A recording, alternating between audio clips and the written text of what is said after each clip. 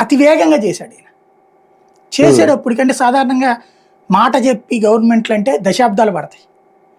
ఆ శ్రీశైలం ఇప్పటికి కూడా ఇవ్వలేదంటారు కంప్లీట్గా, నాగార్జున సాగర్ ఇప్పటికి కూడా అవ్వలేదంటారు కంప్లీట్గా. అట్లా ఉంటాయి. పులిచెంత ఇక్కడ ఎందుకు, పులిచెంతలది మొన్నటిదాకా గొడవ, పోలవరం ఇప్పటికీ అవ్వట్లా. అదే ఆయన ఇమ్మీడియట్గా చేసి చూపెట్టాడు. దాంతో అతని మీద వచ్చిన కాన్ఫిడెన్స్తో భారీ మెజార్టీతో గెలిచింది బీజేపీ. గెలిచిన వెంటనే ఈ కొన్ని రోజులకే ఈ గోద్రా అల్లర్లు, అంటే బీజేపీ పట్టు కూర్చుంది అన్న కసితో కాంగ్రెస్ రెచ్చగొట్టినటువంటిది ఆ గొడవలో. చివరికి అదేమైంది, అంత పెద్ద గొడవల్లో ఇక అయిపోయింది, మోడీని దించేయడమే, మళ్ళీ వాగేలాలా లేకపోతే గనక ఈయన అనుకున్నటువంటి పరిస్థితి, పటేలా, కేశుభాయ్ పటేల్.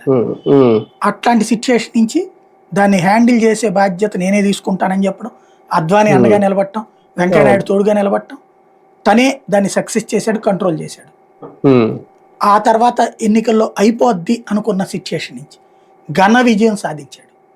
అంటే ఓ రకంగా చెప్పాలంటే ఎదురు దెబ్బల మధ్యన నిలబడ్డాడు. కాబట్టి అట్లాంటి వ్యక్తికి సమాజం ఎట్లా ఉంటుంది, పబ్లిక్ ఎట్లా ఉంటారు, ఇవన్నీ మీరు ఆర్ఎస్ఎస్ సంబంధించింది అబ్జర్వ్ చేస్తే, ఆర్ఎస్ఎస్ వాళ్ళు ఇప్పుడు వాళ్ళకి ఆఫీసు, భోజనాలు ఇట్లాంటి సిస్టమ్ ఉంది. కానీ ఇదివరకు ఎట్లా ఉండేదంటే, ఈయన పనిచేసినప్పుడు కానీ ఈవెన్ ఆ మధ్య దాకా కూడా ఇప్పటికి కూడా చాలా వరకు వాళ్ళు అట్లాగే పాటిస్తారు. ఒక ఊరు వచ్చారు,